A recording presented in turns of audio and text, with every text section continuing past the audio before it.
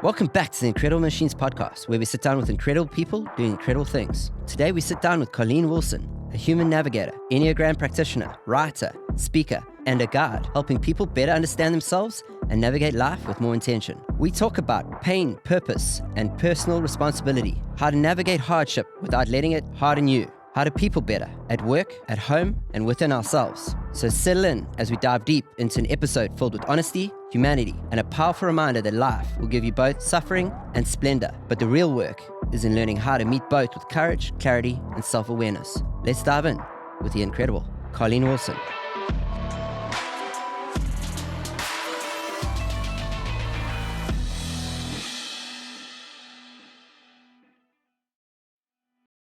I had such a great session yesterday with the EO, which that's where I got this timeline from, so the lifeline from, on the economic status of Durban and eThekwini and the northern side of it. And it was just so uplifting. It was so good and positive. So, I mean, I'm exactly that way. Like I've opted into Durban. I'll stay as long as they have me.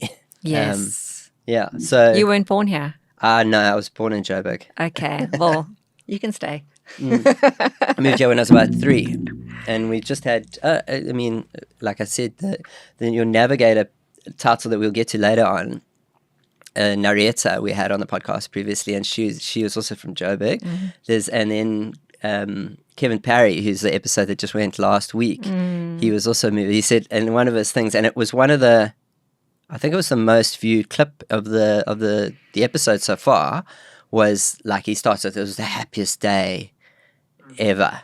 And then I was like, what? I can't remember that part. What was that part? And I listened to it. It was like when he got the news that he was moving to Durban. Wow. Because he had such fond memories of, and narrator talked about it, like Durban for a lot of the inland country. Durban's a place where you go on holiday and it's a beach and it's sunshine and it's like, so they see it as this incredible place. Yeah. So it is a blessing to be born here, I guess. Yeah. No, I love it. I would love to travel to Joburg a little bit less for work. In other words, I'd love Durban companies to be taking on a bit more of the kind of work that I do.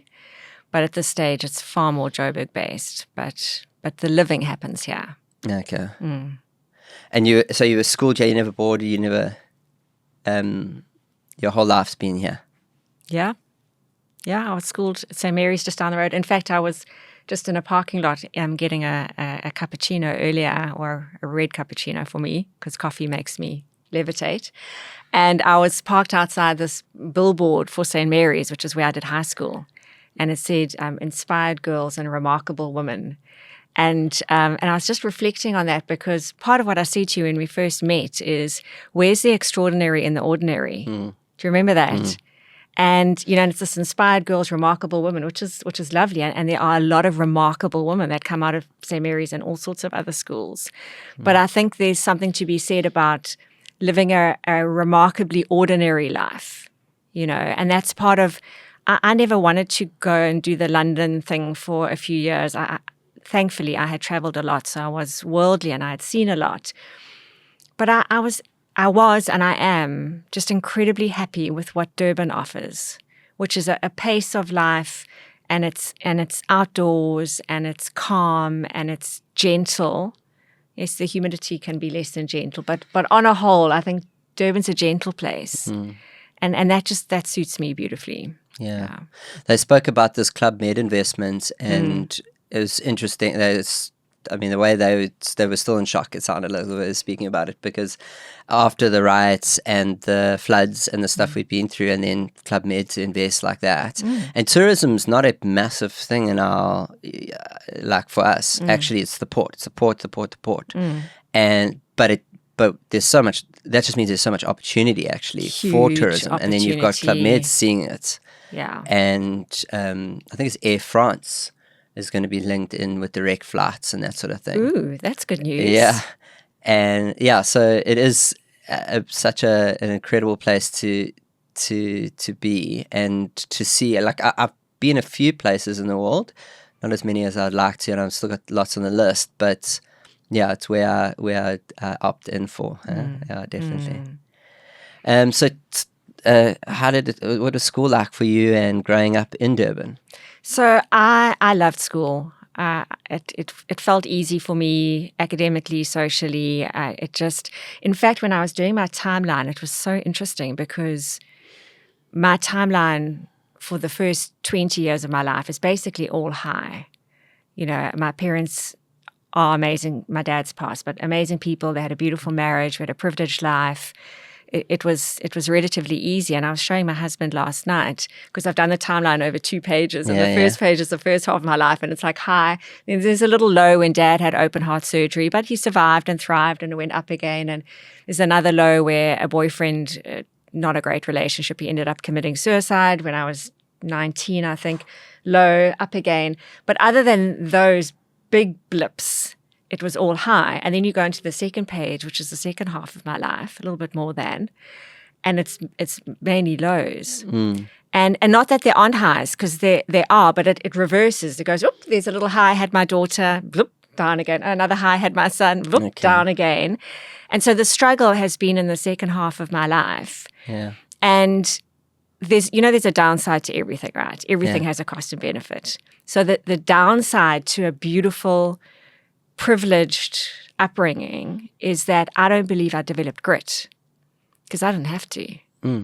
And so come adulthood, and now I'm faced with a suicide and then health issues and all sorts of other challenges which we can get into. And I had to develop that resilience and that grit and figure like what the actual, what is going on? I don't have a reference point for life being this hard.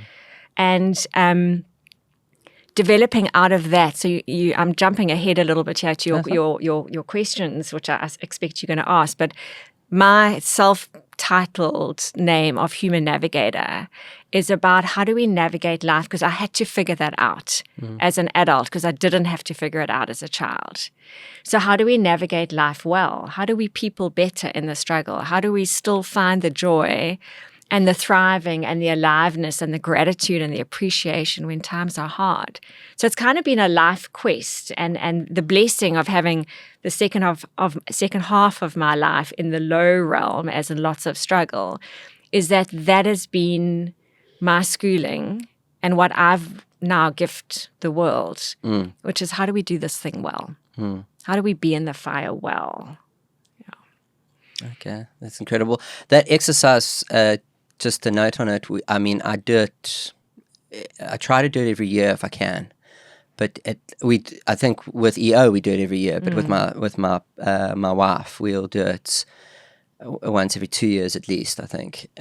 And it's interesting the stuff that you remember and you never told them about when I was 16 is the first time that happened, and you didn't remember in the first instance. But like, and also, I believe that so proximity to the events is very important. So like, when something's just happened, it's obvious, and that'll be like when you're 6, you don't remember it right now, but there's no more ripples in the water for that, or they're very few and far between, or something needs to trigger that to be like, remember, okay, that thing happened. And if you spend a lot of time thinking about it, you can find those bits and figure out. But you made me think of that. We have said it a few times on this podcast. Actually, it's the universe gives you what you need, not what you want. So you need to evolve to the next level, and you need to learn those lessons. Otherwise, you will be on repeat. Like you need to. 100%. So that sounds incredible. I'm very sorry to hear about the boyfriend and the suicide. And it was older. You would have still been at school, or were you the same? I was just out of school. Yeah. Okay. First year out of school. And that was a serious relationship? Yes. And it was my first exposure to instability, really, because he wasn't stable, but I was very in love. Okay. And so it was the volatile relationship coming out of this very harmonious home and a very gentle upbringing into this passionate, volatile, like early 20s or 1920 type relationship. And then I broke up with him, and that night he shot himself. So there was a lot to carry. Oh, wow. From that, So that was kind of the beginning of this thing called life and everything that it brings us. And was that your first interaction with that act as it is? Like, so that's the first time you've ever, because sometimes, like, I'm very familiar with that act. The one of the worst things about it is that it opens people's eyes up to the opportunity. It's like, what? You can do that? You can just opt out? Like, and so some people just never, it's not on their consideration list. So that was the first time you actually even, so then that's kind of like a baptism of fire in a way, like, and you've come from that. So it was like, it almost stereotypical sounds like, where it's that, like, clean cut life into, like, now you got the guy with the leather jacket on the motorbike and dad not happy about that at all. Exactly. So it was like that. Exactly like that. Yeah. Okay. I mean, my folks actually said at one point in the relationship, we can't see you when you're with him. Like, it was that bad, and I couldn't see it at the time. But that was a huge part of my schooling into human behavior, and what makes us tick, and how do we navigate so that life's challenges don't warp us, but they actually they grow us. And one of the quotes that I love is around dancing with struggle, and how do we learn to dance through hardship. Okay. And how did you dance through that one? Because was that, you said, the day of your breakup? Yeah. That night? Yeah. Look, I actually, so we're going back a long time now. This is almost 30 years ago. Yeah. So I don't remember the mechanics of that. Okay. I just know that it was so pivotal for me in that first experience of real human pain and suffering. His to take his life, and then mine in the aftermath. And it felt like since then there's been numerous experiences of pain and suffering that didn't feature in the first 20 years of my life at all. Yeah. Okay. And what were you studying? Did it change the way you, how did it change you like that to study something differently? What parts of it changed? So I was a commerce student. When I was growing up, my dad was an entrepreneur and a self-made man, and he did very, very well.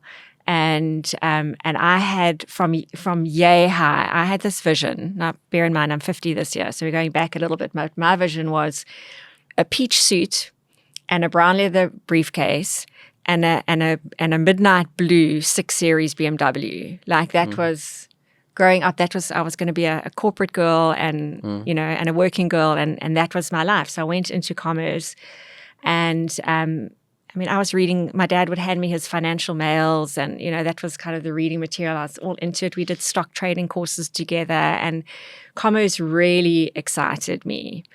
And then I took a year off. First of all, I did a very delayed undergrad because my mum always said I got cum laude in Jorling, partying. So I had a 4-year undergrad, but I loved it. And then took 1 year to go and work, and then I went back to my honors degree, and I did my honors in entrepreneurship, and strategic management. I want you to guess how many other honors students were in my class. Probably been small at the time, wouldn't it? Yeah, it was just me. Okay. So now we're going back to late 90s here. Everybody else was doing honors in finance and marketing and aspiring to sort of get headhunted or get a job at Unilever or then Robertson Spices or one of the banks. And I couldn't understand that for a second. So I was on the entrepreneurship path. But something was starting to shift in me based on that experience with that ex-boyfriend and starting to struggle with my health, which is a whole nother story, into the areas of life that actually fill your soul rather than stimulate your mind. So commerce stimulated my mind, and I found it exciting, the whole commercial world.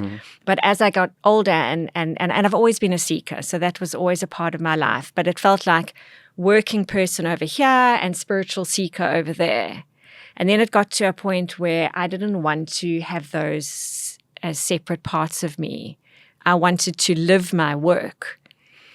And so the commerce has always been an amazing basis, and it always will be. And even in the personal development space and the professional development space, I bring a very strategic lens to it based on that training. And we sort of map things and build frameworks and what have you, even in the human development space. But I just needed to be in a place where I felt alive.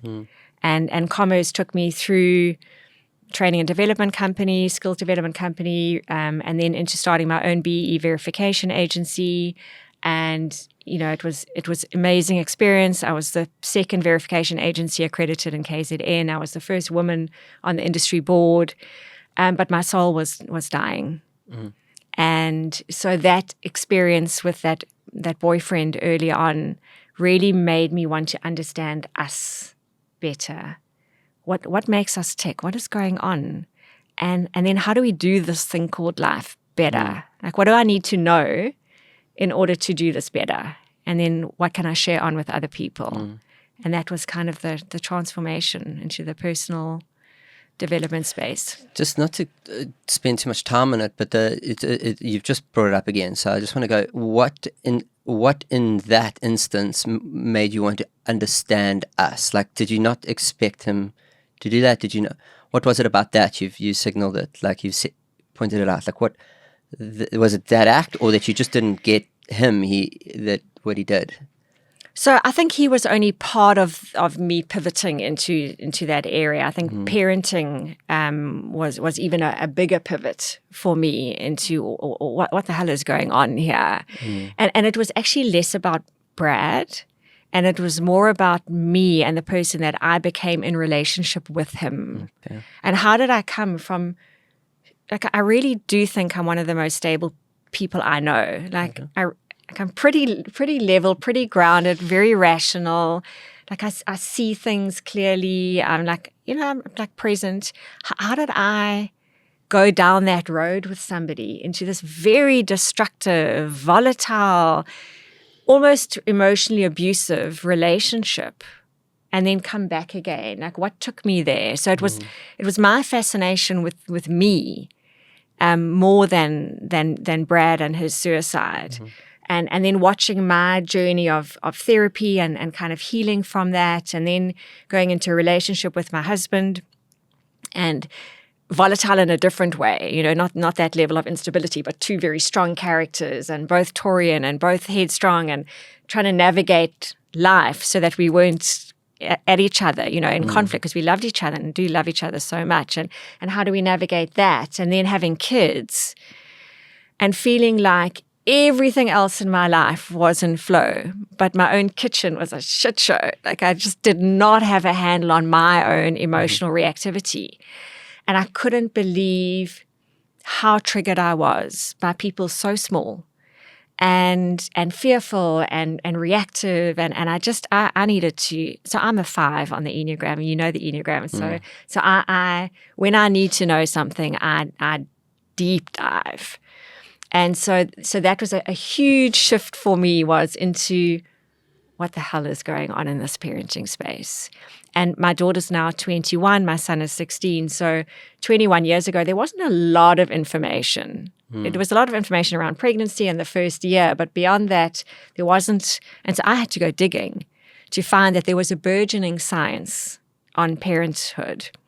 And I went right in there to the core and started writing material and developing training programs. And because, I believe part of my reason for being here on this earth is to experience things.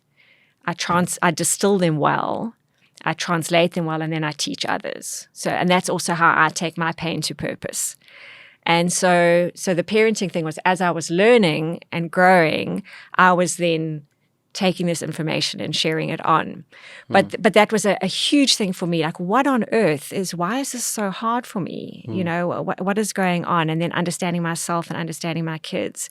So it's been those sorts of things that have taken me outside of pure commerce and into what makes us tick. How do we navigate this human space better? Okay, interesting. I think it's almost like you branched into entrepreneurship to touch with psychology. Yes. You reminded me of someone, I guess we had, Nelly, and she said, like, not all lessons we have to learn. Like other people have learned them. You don't have to. You don't have to learn them. So it's a beautiful thing that you can distill them. And one of the other things you said there is, sounds like like some of it's art, some of it's science. Correct, 100%. Yes. So amazing if you can get the science bit, because that's the black and white. But then you got to add the color. Yes. Then you got to dance. Yeah. So when part of the parenting journey, which took me into, so this was quite a pivotal thing, is that I still remember, I actually had this article published in the Odyssey magazine in the previous edition, which was around when I realized, I know the moment I was driving down Argyle Road when I heard we didn't have podcasts then, but it was kind of, you downloaded these audio series in the days before podcasts. And there was a teacher there that I was listening to, Laura Markham, and she said, parenting is a relationship. It's not a hierarchy. It's not an authority. It's a relationship. And it just dropped for me, like, so deeply. Parenting through relationship, parenting through connection, as opposed to through authority. And yes, we are the lead in that space. But how we transition our kids and get things over the line is through connection and relationship, not through this and threats and bribes and punishment. And my kids are hard. They are like challenging and strong, and they both have lots going on for them. So they weren't your kind of easy, yes, mum, sure kind of kids. I was, and I still am, continually challenged by them. So this relationship methodology was very powerful. And it took me to LA in 2015. I went to go and study under Dr. Dan Siegel, who's a preeminent Stanford psychiatrist, and did an immersion week with him, and to understand his material better, because he is the father of interpersonal neurobiology, which is the science of human relationships. So interpersonal neurobiology. So in other words, how my nervous system dances with yours. Okay, so now it became this nervous system lens as opposed to personality, which I study and I work. But what's driving personality? And that's the nervous system. So whether I show up as this version of myself or that version of myself is dependent on how regulated my nervous system is. So this science of relationship, which I brought into the parenting space and then took into everything, into the workspace, into the couple space, into the what is going on for you, what is going on for me, and what is going on between us, that if we understood better and we navigated better, we could be better. So that was kind of the journey through the parenting back into the corporate space, using the science of relationship as the tool. We didn't get into it on the thing, but are you an only child? No, I've got an older brother. Yeah, older brother. Yeah. And then, and your mother? You didn't speak of your mother? My mum's still alive. She's 82. She's an amazing woman. I'm having lunch with her after this. I know. Yeah, she's great. She and my dad had an exceptional marriage. He died 9 years ago now. And she's like my best friend. Amazing. Yeah. And it was always like that, other than when the boyfriends and that sort of stuff got in the way? We had the typical teenage stuff, but when I was in grade 9, I asked to go to boarding school because my friends were all at boarding school. And so it was very good for our relationship because we weren't in each other's space all the time. And so when I came back on weekends, I just loved being with them, and then finished school, moved out, went straight to a flat in Durban and to uni there. So we often say that our relationship really developed when I went to boarding school, because we didn't have that typical mother-daughter teenage stuff because we appreciated our time together. Okay. I mean, we had a bit of it, obviously, but it wasn't a major feature. So I think boarding school for me was very good in that sense. And then almost at the same time as going to boarding school, my dad had a massive open heart surgery, and he nearly died. He had a huge heart attack, and he nearly died. He had a quadruple bypass. And at 14 years old, that was my first introduction to mortality. And I can unequivocally say that from the age of 14, I never didn't, it's a double negative here, I never didn't appreciate any time that I had with him. Every phone call, every visit, every moment, because I was so aware that he could go at any time. So the gifting in his heart attack was that I was present to that relationship from 14, which is very young. So when he died 9 years ago, he died with absolute peace in my heart because that relationship was fulfilled. Yeah, there's everything out of it. I got everything out of And it. and the yin and yang, the because I think you said it earlier. There's always a negative. Cost and benefit, yeah. Was there anxiety, was there worry that About this might him. be the last time? Yes. Okay. Yes. Yeah, so I did live with that. So in the cherishing of all the time was kind of fueled by is this the last time? Yeah, and the other side, just another angle on it, on my folks being amazing people in themselves and having this incredible marriage, is that the cost to me of that is that it was a very high bar. So I've had to navigate myself through my marriage is my marriage, and it's different from yours, and my parenting is different from, and my in myself is different from, because their bar is and was incredibly high, and that has been a process of finding my essence separate from, where a lot of people really struggle with their parents and don't see great things when they're growing up. So they either emulate or they say, I don't want any of that. For me, it was like, wow, that is so amazing. I need to go over here and find my own place in the sun because your sun is very bright. Yeah. Okay. Yeah. Okay. Yeah, very interesting. I think that we see now with the younger generations that we working with, and they're coming into employment. It's so different to how we grew up and how the sort of any older people that I've worked with before. It's really interesting to see the difference in do you work with Gen Zers at all? Yes, a little bit. I do. I've got actually more on my private client basis. I've got a growing pool of Gen Z clients, and I love working with them. So I love what you said about the parenting and relationship. I'll try to work that out, and I'm going to need to spend more time on it because, the immediate thing I got is my oldest he knows more about cars and he knows more about bikes than I do. And so when he speaks about that, so I have to listen. I have to learn from him. I'm not the authority. So it's this interesting thing that I got out of one of Jordan Peterson's books, Beyond Order, where he talks about the difference between power and authority. And like power is, the way I understood it from him was that power is not as important as authority. Authority allows you to wield power. And so become an authority and things, and then you'll be able to use power, hopefully correctly. Yes. It's interesting your father being an entrepreneur and then you following suit, and even with the heart attack and that nervousness, but finding it yourself. Did you go straight out of university into your own ventures, or did you mentioned like the Unilevers and the corporates were there in the background, but you never? Oh no, I'm allergic to bullshit, to the PC kind of. No, I just I need I just have to be in authentic spaces with real people and not protocols and masks, and I don't have the construct for it. I also don't have the blueprint for it. I think my dad was naturally rebellious. My husband is naturally rebellious. My children are naturally rebellious. We don't have the blueprint for towing a line. So, yeah, that was. I actually can't even remember your question. Did you do corporate work? So you work with corporates now? Yes. But you didn't go into corporate, you went straight to do your own thing from the start. Yes, that was right. Sorry. So my dad actually funded a venture which was for my mum's. A guy who was designing, I'm making clothes for my mum. He was a fashion designer. Sounds very elitist. It wasn't that. He was like a fancy dressmaker. But he made lovely clothes. And he wanted to really grow his business. And so my dad agreed to fund it because my dad did that a lot for people.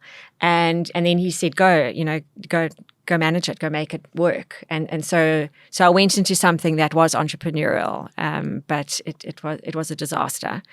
For a lot of reasons, not least of all, a lot of narcotic use on the side of the designer and his partner. But it was such fabulous schooling for me. Then I went back and did my honors degree, and then I got a job lecturing in marketing and strategic management for fine arts students, photography students, all the creative students, doing the business modules for them, and then went from there. So I was employed first of all, which was also an amazing experience, but I climbed very quickly in that. And that was about 3 years. And then I had my first child, and I suddenly got this vision, that the gift of removal of perspective. And I suddenly saw what was going on. And my boss was an absolute narcissist, megalomaniac nut job. I mean, she was just off the charts. And because she was so affirming of me, and I just got promoted, and she really nursed me and nurtured me, but she also hit me hard as a narcissist would do. So she kept me there with always giving me promotions and praise and what have you, but then she would also cut me down. And it was only when I went to have my child and realized, this is not healthy for me. And at that stage, BEE was a burgeoning sort of industry, and I went to one conference on BEE, and I was like, oh, I can do this. Because I'd come out of a skills development background. We ran a training company, so we were working with the seaters, and that's a big part of BEE. Yeah. And I came out of a commerce background, so I understood it, and I had trained in entrepreneurship, so I understood the entrepreneurial aspect of BEE and the enterprise development part of it. So I was like, of all these components, I already know that and that and that and that. And I created a consultancy business just like that, and then within a year converted it into a verification agency. So that was really my true entrepreneurial sort of flair and training coming to the fore then. But then within a couple of years of that, I was like, this is killing my soul. Because it's compliance, and it's dry, and it's working with government, which is hell of a frustrating. And so everything that I thought I wanted just wasn't actually what it was. I needed to weave inspiration and humanity into my work. And so when I became pregnant with my second child, actually walked in. By that stage, I had sold half of my business to a CA. And because I had the accreditation he wanted, so he came in, he was my partner. And I became pregnant with my second child, and I walked into his office 3 months into my pregnancy, and I said, if you let me go. So bear in mind, I was also sick. We haven't touched on that. So and we'll go there, but I knew that I needed to be free of the confines and the stress. And I said, if you let me go without a handover, on Friday of this week, you can have the other 50% of the business. I am done. And I really was that done. I just wanted to walk out. When you're done, you're done. No, yeah. And it can take months or years, but when you're done, you're done. Certainly that's my reality. And that's what I did. I walked out of the door on Friday, and I didn't look back again. And that was the end of that world for me. Okay. And my second child came along. Yeah. Okay, before we get to the illness, so you mentioned your husband. He's an entrepreneur, yes. I assume now from there. How did you guys meet? Mutual friends. Okay. Yeah, so we always spotted each other across a dance floor, and you sort of got a little twinkle for somebody, but vague, like not even forefront of mind. And then we crossed paths more formally, and we got into a conversation actually. And we were both in other relationships, but nothing happened then. We just had this incredible conversation. And I broke up with my partner the next week because I just realized, whether it's this guy, Mike, my husband, or not, what I've got is just not happening. And actually I said to my mum, I've met the man I'm going to marry. She said, how? I said, I had one conversation with him. Sure. And I know. And he took a little bit longer, a couple of weeks longer. He broke up with his partner. And then we reconnected again. And that was that, yeah. Which was actually the 7th of April. So it was just this week as we're recording on what are we today, the 9th? Yeah. So it was 26 years ago on the 7th of April that amazing. We had a coffee and knew something was real here. Okay, perfect. Yeah. Oh, that's awesome. Yeah. You mentioned the illness. and when and what? Yeah, sure. Also a very unexpected situation for me to be in, because I had a robust childhood health-wise as well, relatively. And then, look, I did not look after myself in my 20s. I was a 90s rave child. And so we partied hard. I did varsity on chocolate supermoos and cheese muffins and packets of Ghost Pops and a lot of tequila and some few other things too. Mm-hmm. And so I partied hard. I worked hard. Everything was at the edge. So if you remember with the Enneagram, I'm a 5, but I've got a direct line to 8 and 7. Mm-hmm. So put a little bit of alcohol in me. Or some drive for business success, and the 7 and 8 come out, which is just, there's not much in the way of breaks in a 7 and 8. So I was just very highly in those parts of my personality. So life was hard, and it was fast, and it was just furious. And had my first child, and by the time she was 1, I had TB, which is an opportunistic infection, which you only get if your immune system is incredibly low. Mm-hmm. And I had just run myself so low between not looking after myself, partying hard, running that BE agency. I started when she was 3 months old. Not intelligent timing, okay? But it was having that hindsight, that boss, I'm not going back there, resigned. Mm-hmm. I always knew I always have to work. Like, it's just who I am. I love working. And so I had a new baby, a new business, and I was still jawling hard. And I hit the wall, and I got TB, and that was a defining point in my life, because I have never fully recovered from that. So come out of that was a 20-year journey, which is ongoing, of chronic fatigue, multiple autoimmune issues, and fibromyalgia. So currently, as I sit here today, I'm in the middle of a massive fibromyalgia flare. So I'm on painkillers, my neck is sore, my body is sore, my feet are sore, my head is sore, and I think it's important to talk into that, because we do a lot of like, how are you? No, I'm fine. How are you? No, good. You're like, no, actually I'm not. I'm sore right now sitting here. So that is part of also my. And having said that, driving here today, I sang in my car the whole way here. It was my favorite playlist. So I'm very comfortable now in sitting in the pain and the pleasure, in the bittersweet of life, in the relentless splendor and suffering that is the human condition. So I can be in pain and be in tears and really struggle, but I can also, in short order, extract the juice out of life and just be real with it. Some days are better than others. And I'm going to probably go home after this and sleep for 3 hours. And then I'll wake up and I'll probably write a chapter of my book. And do you know what I'm saying? It's about really being okay with not being okay. I think that's not how I was for 20 years. That's how I am now. That's where I've got to. Is being okay, is being okay in the not okay. The and both of life. Not like, oh, I'm great. Oh, I'm not so good. No, I'm actually both. Yeah. I sometimes reply to that, how are you doing? I was like, I've been better, I've been worse.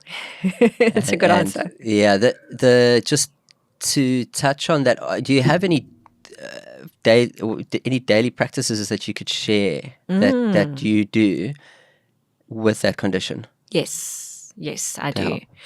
So because I feel like I'm rapidly evolving. So the things that, for example, I said on Instagram a year ago, I wouldn't say today. I'm using Instagram just as an example, like the narratives that I run in my life. So where I am right now is, I think there's too much advice out there. I think there's too much, drink this, don't drink that. Eat this, don't eat this. You must meditate, but quietly. No, you must meditate with music. You must, do high impact exercise, do low impact exercise. Like, take the supplement. Don't take that supplement. It's dangerous. And I just feel like I don't want to be a voice any longer for what people should be doing in their life, because it feels like it's so much pressure, you know. So actually where I am right now, my advice is about less rather than more. It's about really slowing things down and simplifying and feeling into what it is that you want today. Some days I want a really vigorous walk like I did last night at 9 minutes a K with my watch in the bush for 5 Ks with some beautiful music on, and I just went for it. Today, I could probably get onto a yoga mat and go into child's pose for 15 minutes and just lie there because that's what is needed for today. So my practice is about tuning in, and I love the Enneagram for this as well, because remember the different centers of intelligence are heart, body, and mind, and it's checking in with each of those parts of ourselves. What does my mind need today? It needs to tap out with a novel. You know, it doesn't need new information, or maybe it needs to be stimulated with something. What does my body need? It needs vigorous, or it needs gentle, or it needs a hot bath, or it needs a nap. What does my heart need? It needs to pour out to a friend, or it needs to journal, or it needs to just, whatever it is, listen to beautiful, heart-filling music. So my daily practice is about tuning in to where I am at in that moment. And that, I think, is one of the most powerful things that we can do, is to actually have that conversation with the different dimensions of ourselves and then actually listen. Because sometimes we know my body needs to rest, but we don't take the action from the message. And so it's tune in and then follow through with what your mind, body, and heart are asking you for. And practically, because I'm going to do this for sure. Is that a sit down first thing in the morning journal? How are you executing on that? Yeah. I am very unstructured. So you do it over coffee. It just happens for you in the morning? I don't have, I've tried for years to be I'm going to journal for 15 minutes and then meditate for 10, and then I'm going to do some yoga, and then I'm going to, no. I'll wake up some days and I feel like journaling, I feel like yoga, I feel like a walk, or I don't. So that's not, I'm not a good example of that. But what I do throughout the day is I tune into what my body needs, and I pay attention to that. I'm not always able to give it because there's things in the schedule, but I tune in and I purposefully build downtime into my diary. So I have nap as 30 minutes in my calendar every single day. Clients can't book the time. I stick to it unless I've got a day workshop or something like that. I never back to back. My booking system doesn't allow it. So it automatically puts an hour between clients. How I use that hour is up to me. I might furiously work in that hour, or I might grab a cup of lemon water and some fresh mint and go sit outside with my shoes off and my feet in the grass and my dog next to me and my cat on my lap and just breathe. So I like to weave things into a day. So breathing is a huge, huge, huge tool for me. And it'll be different breathing for different contexts. Like sometimes I need a very slow, and just that slow, long exhale. You can actually just feel your shoulders drop and your jaw unhinge, and it's that kind of breathing. And other times it's breathing to invigorate, because chronic fatigue is part of my daily. So sometimes I need to so I can actually bring some energy in and bring my heartbeat up. So I would say, for me, to answer your question, is I can't give you something structured, but I know what I like and I weave it in throughout my day. And just while we're on that, because I work through the lens of the nervous system, based on that Dr. Dan Siegel work, and growing, bringing up kids with sensitive nervous systems and understanding what this is all about. One of my biggest tools that I can offer anybody is to use our senses to regulate our nervous system. So I will not just look outside and see that the sky's blue. I will drink it in. So the moment that I walked from my car into this office and look up is not just a random thing. It's a pulling in the color of blue that is today, pulling in the wispiness of the clouds that are, throwing my hearing out and just hearing some of the birds and smelling them. essential oils that I use instead of perfume. And so using the senses, because our sensory system is pulling data into our nervous system, as is every email and every conversation that we have, pulling data into our nervous system. And a lot of that's not favorable data. So when we use our senses to pull in beautiful things, we build more credit into our nervous system. So we can weave that in through the daily. Instead of just grabbing your coffee, you feel the heat on your hand and you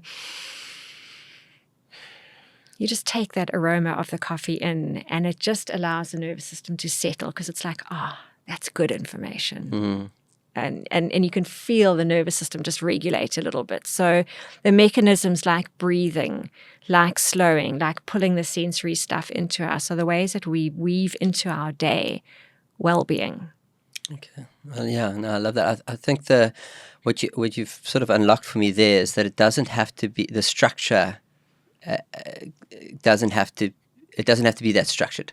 So it depends on your personality, doesn't it? Exactly. A type 1 personality will thrive under the structure, might need the structure. I find the structure feels like a trap. Yeah. And then I feel obliged. And then I feel, I've got my 3 things in the morning. I've never mentioned this before, but the three things for a perfect morning would be meditation, breath work, and prayer. Correct. Those 3 things. Beautiful. And at the moment, if I get one, I'm very happy. I've only been nailing prayer, and then the rest have not been forthcoming. But I think it's also because I started that sentence with in the morning, when I can do breath work anytime, or you can do meditation anytime. You can actually do it.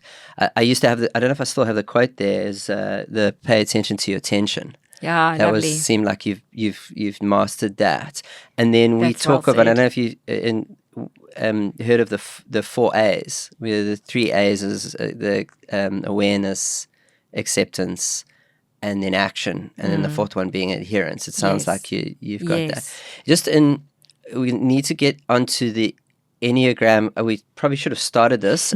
Maybe I'll do it in a pre-read, and we can unpack a bit of an Enneagram for people that don't know what that is. Sure. Before we get to Enneagram, I think there's a very important word that you said, and studying entrepreneurship, as we do, but you've done as your whole life. I think most of your life with your dad, and then into actual academic studies. That word "should" was really interesting. So I very much agree with you that everyone's telling you what you should do.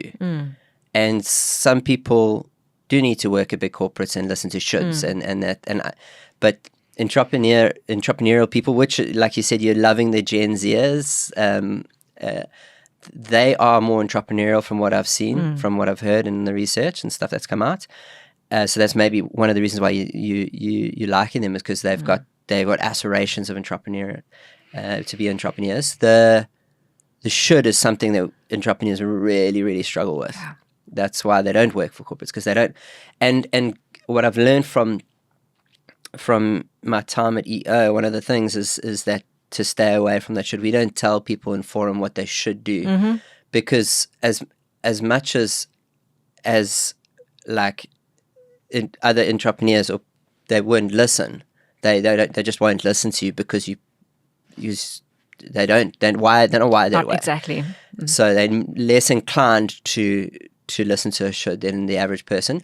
But also, you're attaching yourself to something. Advice is like you're attached to it, and if it goes wrong because you didn't have all of the information, which you don't have, you struggle with all of the information you have presented to you. Never mind someone else's problem.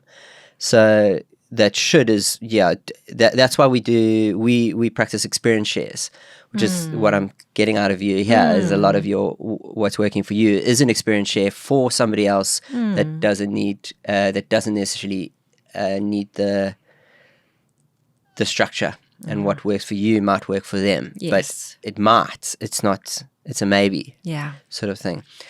And then if you can just I think it was one of the questions from the team as well, if I can go to it quickly, was, why are you so passionate about the Enneagram?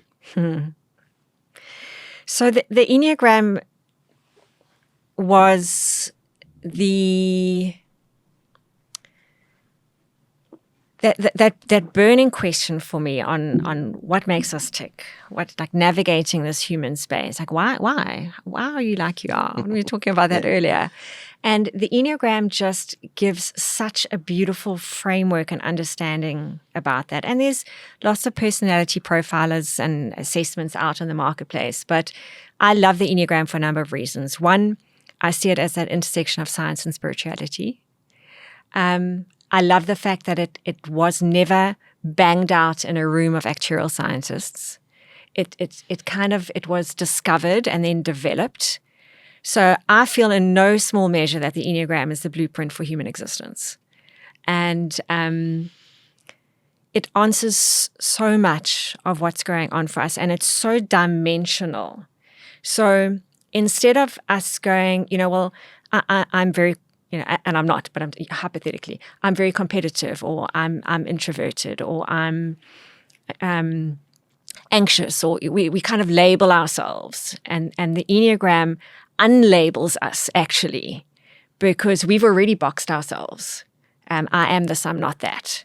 And where it moves to, and the language that I use in my practice a lot is I can be very assertive, and I can be very withdrawn. I can be very zen and peaceful, and I can be very confrontational, and I can be very deep, and I can be very silly and full of banter. And so, and a lot of those can be's in us are polar opposites. And people often say and work with me, like, goodness, I thought I was bipolar because I'm like this and then I'm like that. It's like we are so dimensional. And when we get to embrace that, then we don't get to be run by unconscious programs and just show up in certain ways in relationships or in the traffic or in meetings. We actually get to take the steering wheel of who we are and drive ourselves for the best possible outcome, as opposed to being driven by these invisible forces.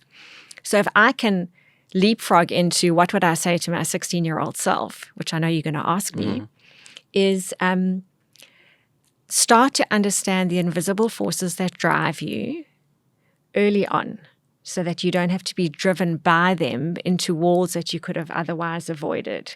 And I don't think we need to be running around trying to avoid pain and struggle, but we also don't need to be creating truckloads of it for ourselves, because there's the pain that's going to come anyway, the sort of acts of God pain, and then there's the pain that we cause through really bad decision-making or not knowing ourselves. And so we can avoid more of the pain that we generate for ourselves by knowing ourselves better. And the Enneagram is, in my experience of being a seeker my whole life and being in the personal development space for the last 20 years, is the single most powerful framework for that. So that we get to truly see ourselves. And the Enneagram doesn't blow sunshine up your backside, as you know. Like, it shows you your shadow and your light. And it brings that onto the table. And I think that's one of the most common things that people say to me once they've gone through this process is like, oh my goodness, I feel seen. For the first time in my life, I can see and I feel seen. And so I love that. I love what it unlocks in teams, in families, in relationships, in individuals, just that sense of agency. Like I'm driving the bus, not these invisible feelings and beliefs and emotions. And like, I don't know who this person is and I don't know what's going on and I don't know how to do this better. It's like, oh, no, I do actually. And I just think that's so cool. Okay. Yeah, and I did notice that you're very open about your positioning, your number. So Luke and I understand to a fair degree the Enneagram, not on your level, but so this is very interesting. But our coach is a practitioner, and I first heard of it in 2018, and one of the things I love about it is my understanding is that I'm not one number. I am all the numbers, but in different degrees. So 100%. I love that I can be if the example that comes to mind was, and I don't know if these are exact things, but it just gives you an example of it. Like and Madiba was apparently an 8, but so was Hitler. So the level of integration between that's the difference. Correct. Madiba was a very integrated 8, and therefore 100%. more of all of the numbers. So, but you, again, back to my question was, so you feel comfortable that everyone knows that you're a 5? Why wouldn't I be? I wondered about that too. We have had dealings with a client that is very into the Enneagram as well, and one of the problems that I have with people knowing my number is that they don't necessarily believe that I'm as integrated as I believe I am. So like, typical whatever. Okay. Okay. And they see my and it's and I understand I want to be all the numbers, not just that one. I've got a leaning towards the one, and then and wings and a cross and all that sort of thing. And have you done your tri-type? Yes, so I did the extensive, the more professional test, and then I was also part of a team. I love the things that you said about teams, because previously our team was a 3, and and this is in a previous venture I had, and I can pinpoint. I actually thought about it the other day, that the moment where that management team started to fall apart, as 3s. Actually, we were all excuse my pause here, but demotivated by bonuses were pulled.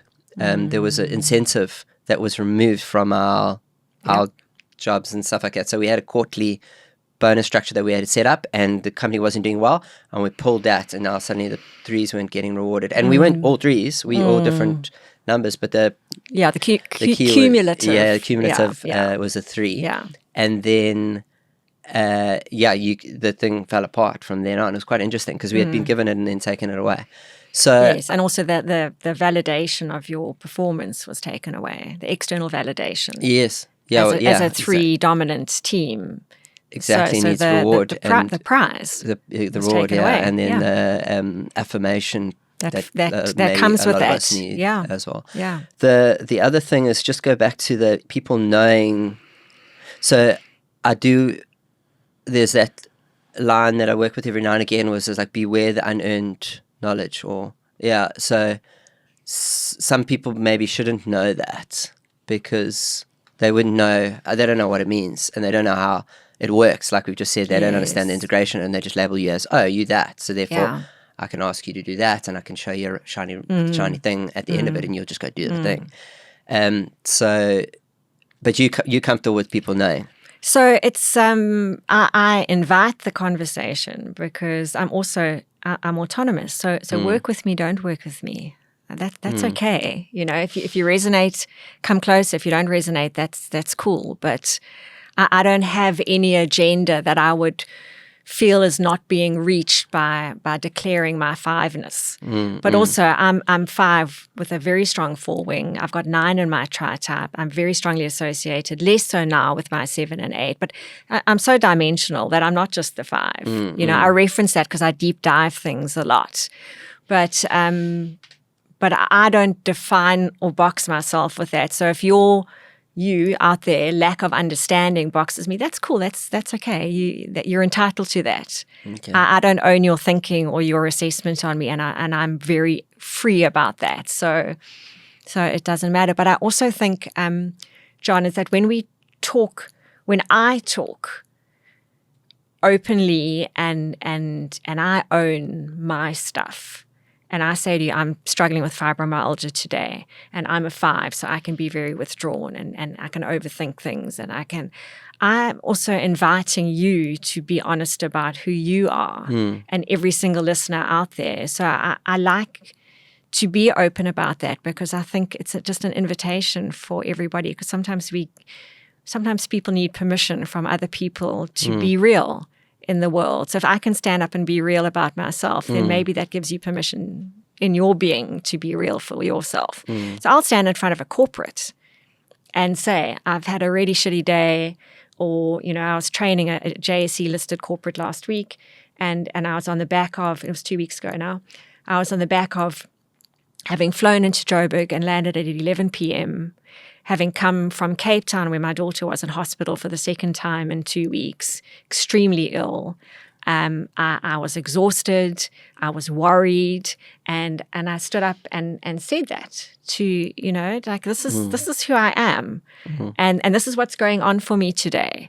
And we were actually doing a workshop on stress and burnout. And I said, and this is how I'm navigating it. So these are the things that I did last night and this morning to manage this very stressful situation that I'm in. Okay. And I think it's so important to be that for people, to be okay and the not okay, to be real, to state who we are, and also that who I am today is not who I am tomorrow, and it's certainly not who I'm going to be next year. So I don't feel boxed in myself. Okay. So it sounds like you caught up. Yes. That makes sense, yeah? Yes, exactly. So like where people are trying to still let everyone know, okay, they're okay with what happened last year.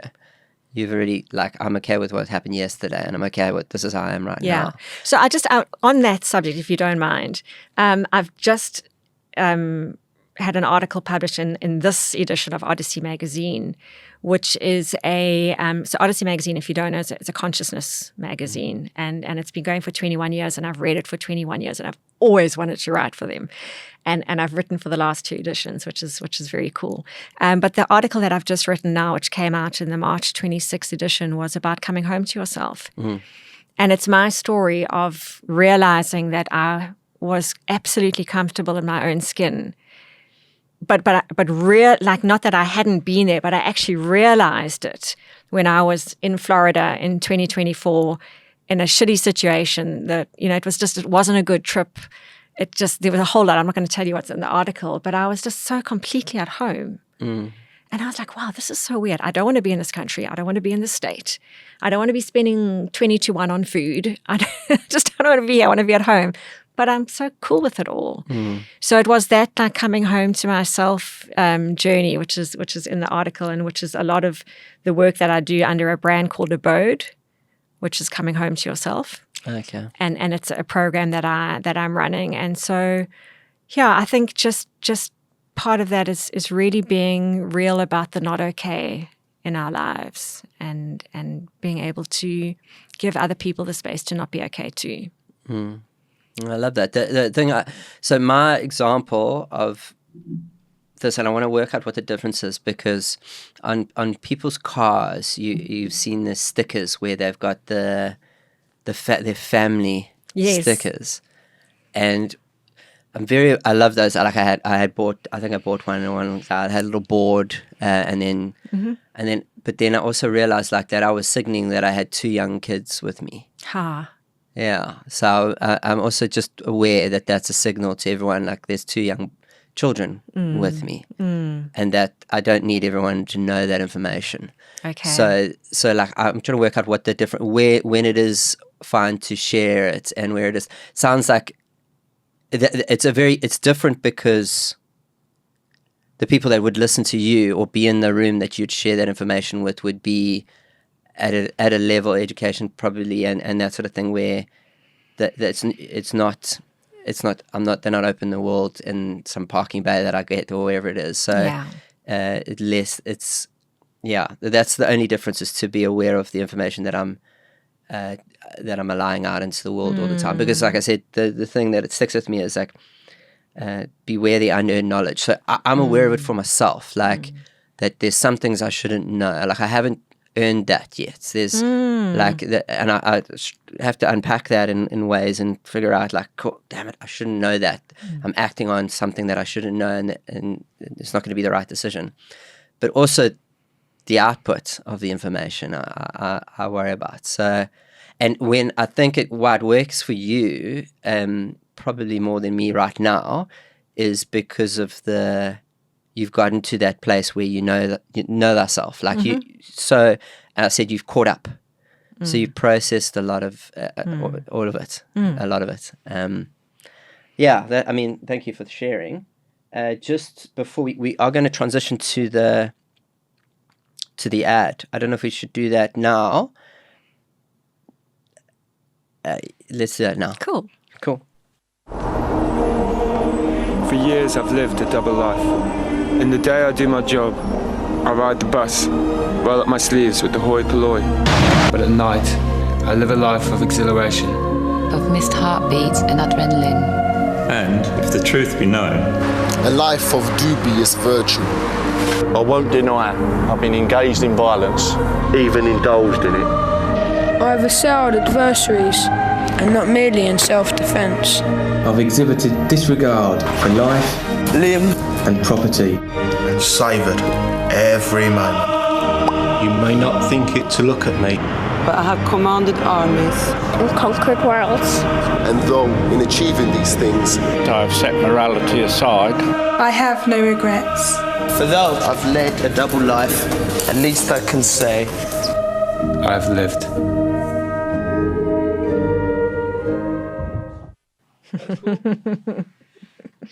It's like that meme where the guys are whispering to the girl at the club. It's like, that says, I'm actually a Marine. Or like, I've fought many battles. Like, yeah, right. Not real. Yeah, I really, I would have thought, and I think people who know me would have expected me to come out with an advert that was all around sort of conquering adversity and, you know, and how to surmount the struggles of life and really like just those meaningful kind of tear-jerking ads. And I saw this one and I was like, yeah, that actually talks into the uncomfortable parts of our life, which the Enneagram really helps with, which is acknowledging our shadow side. You know, acknowledging that we all have some dark elements. And I don't mean for all of us dark as in evil. I just mean dark as in it's in the shadows. Like we don't want other people to know that stuff. Mm. Just before we unpack it, just so the listeners that didn't see the ad, it will be in the link in the show notes. It's a PlayStation ad and it ends with the line, do not underestimate the power of PlayStation. Mm. So, sorry, keep continuing. So, and the advert talks into the double life, right? So the guy's a corporate guy by day, but at night he's conquering armies and ripping limbs off people. And, you know, and while I don't love the violence that's in gaming, it's the kind of the double life. And instead of like, I'm this, not that, it's I'm this and that. And so my work is a lot around embracing all parts of ourselves and being okay with that. And more than being okay with that, it's like bringing the dark into the light and acknowledging that for ourselves. So I just loved that was like a metaphor for the dimensionality that is us and that it's not all sunshine and that's okay. That's okay because you and I have all got stuff about ourselves that we don't like. And they acknowledged it in that advert. They were like, I'm a betrayer and I'm a this and I'm a that. They fully stood in their dark side. And I think we could do well to do a little bit less masking and a little bit more owning our shit, really. So that's why I love that ad. I love it. Okay, thanks. Well, just so it's TVWA London. And the client was Sony Europe. Awards, it got a British Arrow. It's a 1999 ad. Wow, so, okay. Yeah, so it's an old one. It's one of the older ones that we've had on the show. But I have seen it before. But it was, I really, really love it. I love it. It will work for the listeners too. So that's a great one because there's a lot of audio there and speaking through it. When you were unpacking it now, it made me think about, actually tangent me down a rabbit hole, which we can be very aware of, that social media. One of the benefits of social media that I've understood, and again, there's a yin and yang of it, but like, is that we're not as, is it dualistic, what the right language? We don't have as much as a different personality outside of the workplace as in the workplace. So you actually we might, and it depends how you use this information because it can be power and you got to be careful with that. But it's great responsibility. But because you know that person is a gamer, just in that example, then you work with them, you might be more inclined to to relate to them because they've shared. Social media allows people in your network to understand your hobbies, your lives, the stuff about you, and you're not like this person is very uptight and abrupt and administrative in the workplace. Actually, you play foosball on the weekend in the local league, and you're the champion. You're the karaoke champion of your hood. Yes, and they can see it. Yes, and they know. So you didn't have to be a split personality anymore. One of the benefits of that. So and it goes both ways, right? Because social media is all the optics, but it also is that window into you as the karaoke champion of your neighborhood, and the CA from Monday to Friday. Counting numbers. So yes, it is that, both and. So the pros of that and the cons of that, of people knowing that information, again, it's like it's knowledge is power, and as Uncle Ben said in Spider-Man, with power, with knowledge and great power comes great responsibility. Exactly. So I'm just at a point in my life, and I think I probably have always been here, but I'm now articulately so, where I don't have the palate for bullshit. And like who you are in corporate or at home or on the paddle court or in the pub on the weekend, just be real about it. And I think there's a desperate draw and need within people to be that, like a yearning for people to just be authentic and just be real. And so, I like to embody that, to live it out and to encourage people to do that as well, and to be part of breaking that narrative, and allowing the different parts of our world to merge and not be so compartmentalized in that. Yeah, it's energy depleting, I think, to be hugely. Like, you're competitive on the paddle courts, but in your workplace you got to hold it back, and that's energy that's being wasted. Yeah, it's one of the things we say in our podcasting and doing that with clients is that,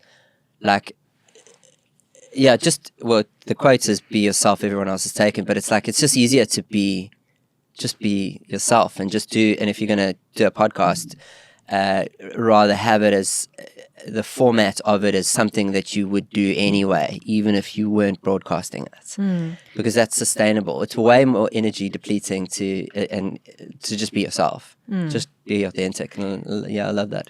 So the other side of that is that because we've lived masks for so long, and we live into the optics, that when you say to somebody, just be yourself, if they're perfectly honest, they'll go, well, I've got absolutely no cooking clue who that is. If I just use working mums as an example, all the roles, and so-and-so's mum and so-and-so's wife and so-and-so's boss, and then kids leave home and work situations change and maybe there's a divorce, and then it's like, well, who am I? So it's all well and good to say, like, just be real and be yourself, but how do we even know who that is? And the Enneagram for me is our way back home to ourselves. Okay. It's the map back home. It shines lights on the shadow side, the light side of ourselves, the high healthy version of ourselves, the low stressed version of ourselves, and it gives us the tools to be able to step into the best version of ourselves, which is what I love. Both my kids struggle with their mental health. My daughter struggles with her physical health as well. Life is hard, and I just want to go to bed every night going, however the day unfolded, I showed up as my best version of myself to that unfolding of that day, and so I can go to sleep at least. I can go to sleep worried about my kids and worried about this and worried about that, but I'm not worried about how I showed up to it. And so I'm not wearing that cross as well. And I think there's so much freedom in that, and actually doing the work to get to know who we are authentically and showing up as the best version of ourselves, that we don't have to live with that guilt and regret and the repercussions of damage on relationships because we're acting inauthentically or blindly or by default or reactively. Like, no, just let's simplify life by at the very least getting to know ourselves and being the best version of ourselves so that we can show up to the struggle well. Remind me of a quote, and we'll get to your quotes now, but it's the privilege of a lifetime to understand yourself. So exactly. It sounds, it's not, am I correct in saying it's an ongoing journey? You're always 100%. Learning it. And what you seem to be doing is learning, and like I said, you're caught up. It's quite interesting. It came to me as like you're learning and communicating for others to learn, like in situation. Exactly. Okay, so so we didn't actually unpack the ad in terms of our marketing principles, but like, just quickly on that, I can imagine the way that they could have got into an IQ. We have a bucket here where we do one of the things would be user generated content.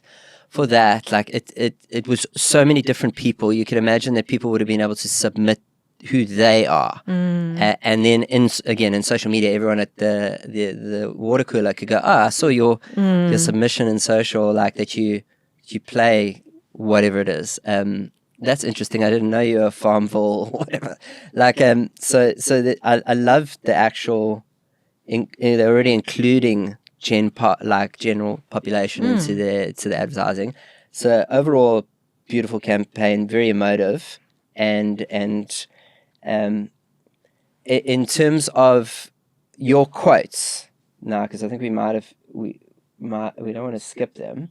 You actually submitted 2, so I'm just gonna make them a bit bigger. But I don't know if you want to. You want to read them? Yes, sure. So the one is Carl Jung, and it's until you make the unconscious conscious, it will direct your life, and you will call it fate. And so it's a lot of what we've been talking about today. Is like, what are the invisible forces that are driving us to be who we are and to express as we express? And the framework that underpins my work across all my businesses is know yourself, grow yourself, show yourself. Know yourself is self-awareness. Grow yourself is personal development, self-development, and show yourself as self-expression. And that's part of making that unconscious conscious so that we can then drive the bus of our being as opposed to be driven by it. And we just show up in default reactivity to life. And we kind of victim to our own invisible forces as opposed to being the director of our invisible forces. Yeah, so I absolutely love that quote. Okay, yeah, I do too now. Thank you for bringing that. And then the other one? So Eleanor Brower is a beautiful woman, and I love her work. And she says this actually in a song format. It's exquisite. It's one that I meditate to often. And she says, every hardship is here to teach us how to dance with this life. So if some semblance of failure rises up in you, remember how to shine your light. So it's just that, I wrote a piece when I was pregnant with my son 16 years ago, and I had a very, very stressed pregnancy, a very high-risk pregnancy. And I wrote a piece then called Dancing in the Rain, and it was about navigating that experience and how to find the light in hardship. And so I love this. It is the dance. Life is a dance. And that dance is sometimes a street fight. And that dance is sometimes beautiful and melodious, and it's daffodil fields, and it's just, and it's everything in between. It's a tango, it's a waltz, it's a break dance, and it's dancing for whatever the dance is that situation requires. Yeah. Okay, amazing. That, if you could take us through that, I loved on your profile, and then the team also had a question about helping people better, and the navigator, the human navigator. So what that means to you? So life is a navigation. That's the dance, and it's about how we kind of. I can't find a better word other than navigate. How do we do struggle? How do we traverse those paths? So how do we navigate those paths? And so, human navigator is just kind of the term about helping people navigate being human, and then helping people better is what I've just said about at least go to sleep knowing that you showed up as the best version of yourself. And if and when you you don't, I don't, we don't, because we won't. It's also to have that self-awareness and that self-knowledge to go, really didn't show up as the best version of myself today, and have that reflection and be okay with that. So peopling better is just that we don't create problems, more problems in our life because we don't have the insight into ourselves to manage ourselves well in situations. So I take teams and individuals through the process of self-leadership to self-mastery. And what does that look like to actually self-regulate, self-manage, all of those sorts of things so that we can be shifting the gears of our life in a board meeting, in a conflict, in a relationship, in a waiting room of a doctor's. Like we are in the driver's seat of that. So that peopling better is what I like to do for myself. And my reason for being, as I said earlier, was about taking whatever I learn in life, distilling it and offering it on. So I've taken myself through that process of how to people better, and I really wanted to like myself. I really wanted to get to that point where I liked who I was. I liked who I showed up as a wife, as a leader, as a mum, as a daughter, as a friend. And so it was that navigation to being that person that I liked. And I think that that's an undervalued thing. Like it's hard. We don't naturally, I think, get taught to like and love ourselves. We get taught to compare and compete and the optics and etc. And so it's that navigation of being human. Okay, no, that's very interesting. You said liked and loved. Did you love yourself before? Liking, the difference I understand, and please correct me if I've got this wrong, is like liking can be more momentarily. Like I've heard pastors say this, or some people say, I don't always like my flock, but I always love them. Like you guys, like with the kids, you say like, I don't like you right now, but I love you. I always love you. But right now, I don't like you. Is in that context that you're saying it? Yes. Did you love yourself? Yeah, so I think that's also been a process to acknowledge that. I think it was always there, but it was acknowledging that. But if we just hone in on the like for a moment, this is I wanted to like myself more often. So I wanted to be the person that was likable to me, not to you or to my husband or to my kids, but to me. And so that wanting to be the best version of myself was so that I didn't sit in that like, oh my God, I can't believe you did that again, or like, why? But rather just to be in the simple joy of liking how I showed up in a day. And so that has been an intrinsic driving force for me to be at peace with myself, with how I showed up on a daily basis, so that I could just live in that sense of peace. Okay. And one of the things that came up for me now was that you seem very at peace with yourself, and like I said, you've caught up. You seem to be educating us as we go, or putting education out on your experience as you go, as quickly as possible, as you possibly can.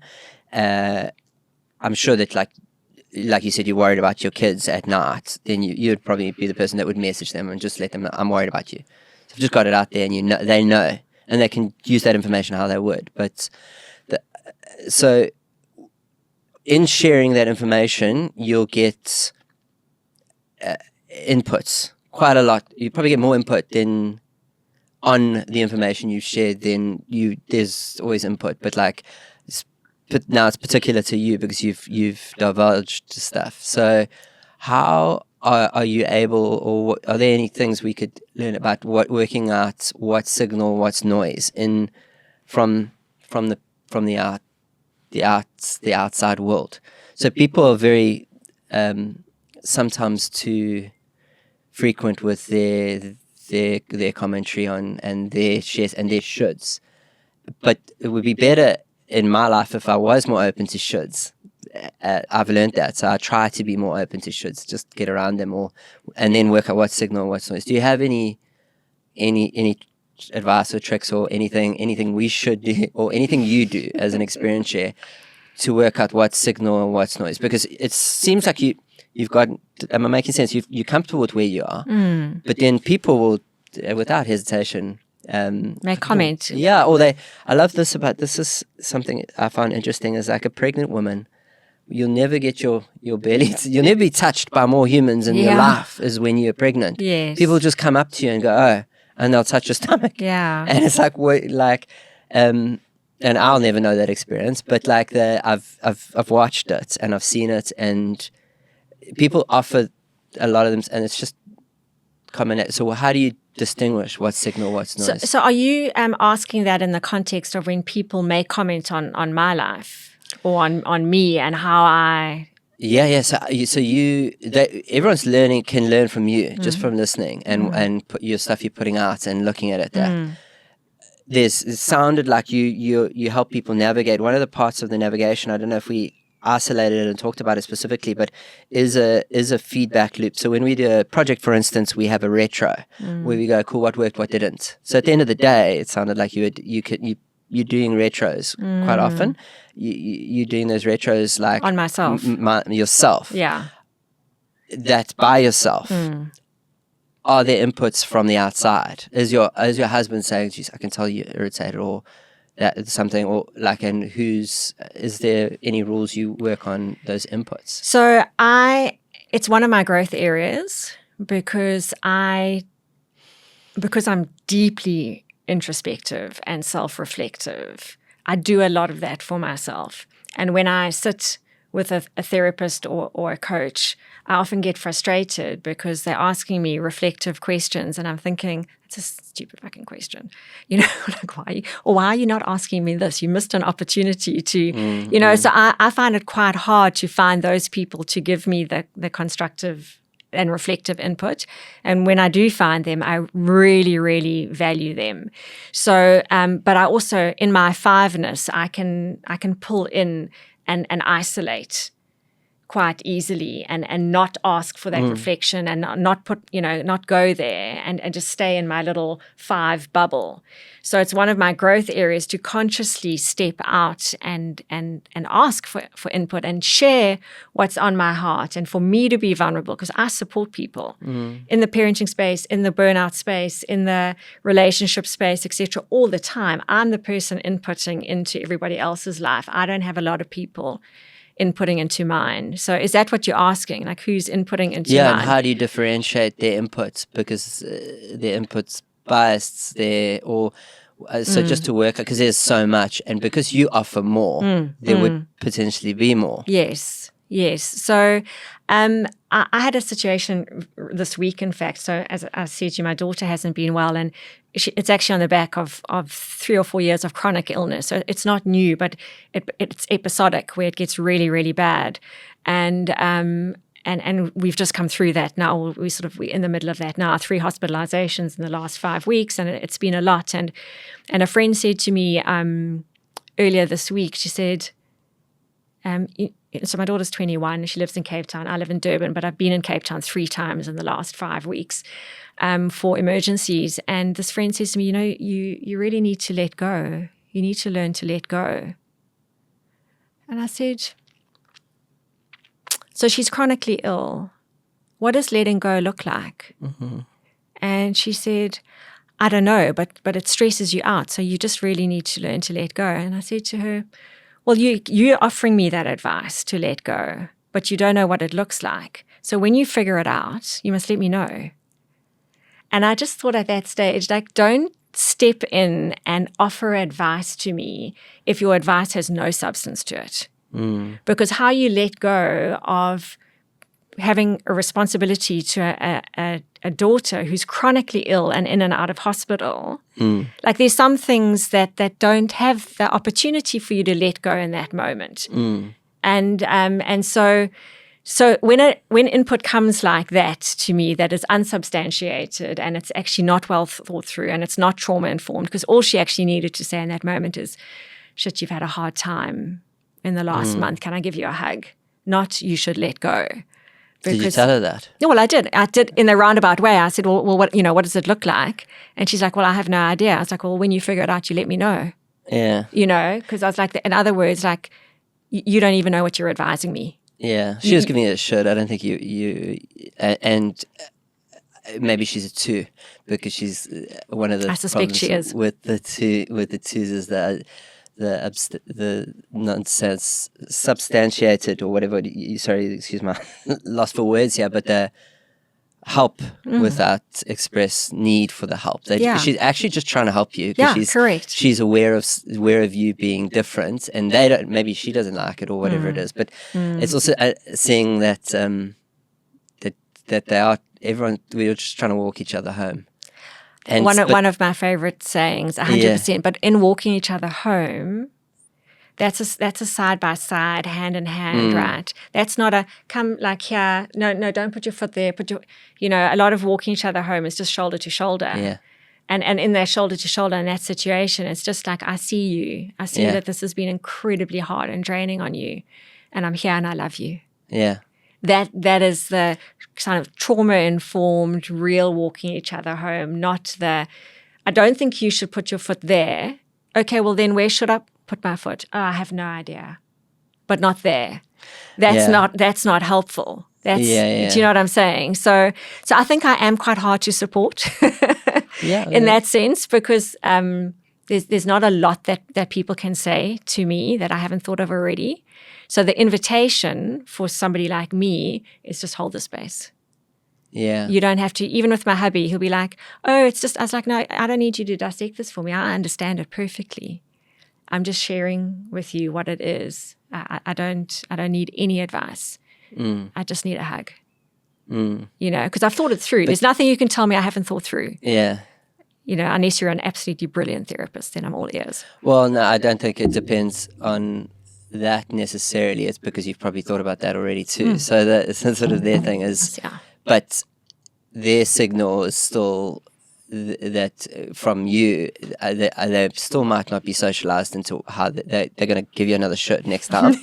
Until you say, listen, you don't even have to appreciate it, but just that what you did with your husband seems like some people they're just trying to help and they thing and that's how they get their value and that sort of thing. So but if you just direct them and they are open to a should, they might not be, that the hug would be preferable. Yeah, it's also about them not being able to sit in the discomfort of my discomfort. Right? So let's try and offer a solution and try and fix this. But I'm like, there is no solution. My daughter is sick. We're trying our best, but we don't currently have a solution. So it is what it is, and come and sit in the discomfort with me. Don't offer solutions that don't exist. Yeah. So and that's the thing. That's an evolution, because you've got to be okay and they're not okay to be okay and somebody else is not okay. Yeah. Yeah, it's a difficult. So it's okay. The last thing that I'll say is on this is like, it's just been Easter, so we can talk about this now too. It's like there's that image of the crucifixion, and we haven't talked about this for a while in the podcast, but it's come up before earlier. And like one of the most, obviously the crucifixion is supposed to be the most difficult place to be, because that's in front of everyone and not necessarily not needing to be there because you're the Son of God, all that sort of thing. So it's made, but like if you think about it, Mary's position is actually way worse because that's what you do as a parent as well. I think you living that right now is the thing you love the most. You offer it to the world. You got to let them go into the world, and then the world is just brutal. And there's nothing Mary can do. She just has to sit there and watch. And it's the thing she loves, the person she loves most, and she can't do anything about it. That I would rather have the pain of anything else other than that. Yeah. So that's something I've thought about quite deeply. Yeah. So I hope I never have to deal with that. I think we do it in certain ways, but maybe that's what it's that helplessness of watching the world do what it does. But yeah, I wish that's brutal. I wish you well. I wish your daughter well there. Thank you. And yeah, but it is difficult to come there with to what one of the points there is like it's impossible actually, because I can't understand, I can't be Mary, and then even if that person is a mother, to have to put themselves in that situation is just they don't want it. They actually they're self preserving by not, and just saying, please just sort yourself out. That's it, exactly. Yeah, because I can't do this. Come there with you. Yeah, exactly. One of my favorite movies is What Dreams May Come. Have you ever seen that movie? No, I haven't. It's Robin Williams. Oh. I love Robin Williams. So and it's a very, very I forget the director and that sort of stuff, but it's a beautiful, beautiful movie. And his wife commits suicide, and in order to get her out of hell, he has to go to hell with her, and everyone's telling him shoulds and you can't kill him, and then he just says. He comes there and he adapts to it, and then they actually spoiler over in the movie. But like I've watched it more than once, and I would really recommend it. Thank you. If one thing we didn't touch on that I do want to, and I don't know where it's going to fit in, if it's going to fit in, let's just go with it because the team asked about it. You gave up drinking in January 2023 on the 1st, and you've made that a featured post. Can you explain why? Why I made it a post, or why I gave up drinking? Why is it so important that you made it a post? So, a featured post. I gave up drinking because of my health. My body was not responding well to alcohol, and I was not a huge drinker. It wasn't that I had a drinking problem. It was just that even a glass or two of champagne or what have you, it did not sit well with everything that I have got going on in my body.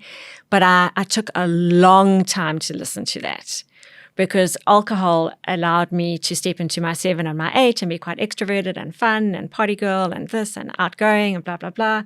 And without alcohol, I'm a lot quieter, actually, and more in my 5 and my 4 and deep and introspective and quiet and whatever. So it was my social lubricant, which I didn't acknowledge until I decided that I needed to give it up. And I was like, well, this is hard. It's hard to go out to dinner with people and not have a glass of wine. It's hard to be at a function and be holding a spritz, a sparkling water. So I gave it up for health reasons, and it is part of my taking radical personal responsibility, which is what I believe is required in life to live into our fullness, is to be radically responsible. And I have that on the health journey. I was radically irresponsible in my 20s. And I believe it takes a radical responsibility now in my 40s into my 50s to kind of counterbalance that. And that doesn't feel like punishment to me. That feels like choice. It feels like freedom. So how I eat, how I move, what I drink, what I don't drink is part of the taking radical personal responsibility for my well-being. Not, people get a really hectic diagnosis, like a cancer diagnosis, and suddenly they're changing their diet and their lifestyle, and they stop smoking and they're on low inflammatory diet. And I'm like, why are we waiting? Why are we waiting until it's urgent to take that level of responsibility? So it was just in honor of my health, really, and it was a bold move because we have a culture of alcohol, and I know it's a tussle for a lot of people. And as a menopausal woman, you'll find a lot of women my age are saying, my body's not enjoying that glass of wine. But it's so hard to give it up. And so again, I just think when I speak into it in the public domain, if it gives one person the courage to say, I did it and I'm so glad I did, and it helps you, job done. Okay. And then another question from the team was, in your work, and you mentioned the Gen Zers, so it'd be interesting from that question too, which age groups you like working with. But in your work, do you prefer working with individuals or organizations, teams, that sort of thing? Oh, that's a hard one to answer, because I love both.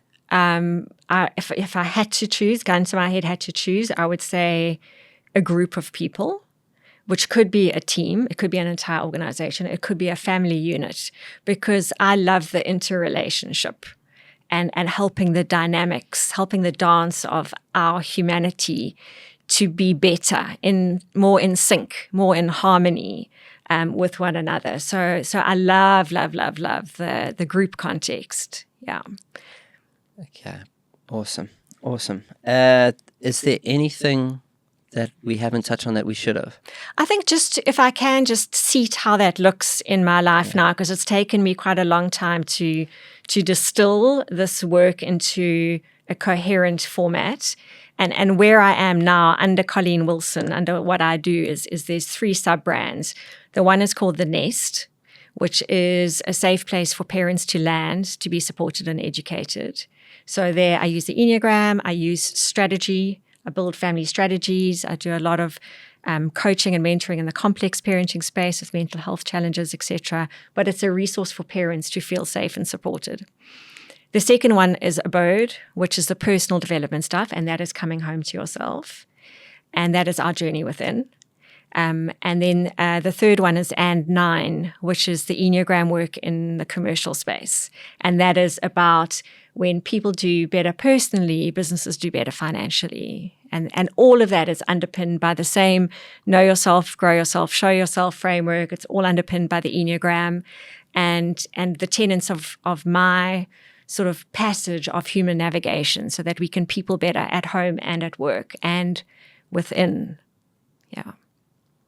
Awesome. Thank you. Well, anything you want to close with? Sure. I think I've said it all. But yeah, let the invisible be visible, and find the freedom that comes with that. Well, thanks so much for coming on. An incredible Colleen Wilson. Thank you. Thank you, John.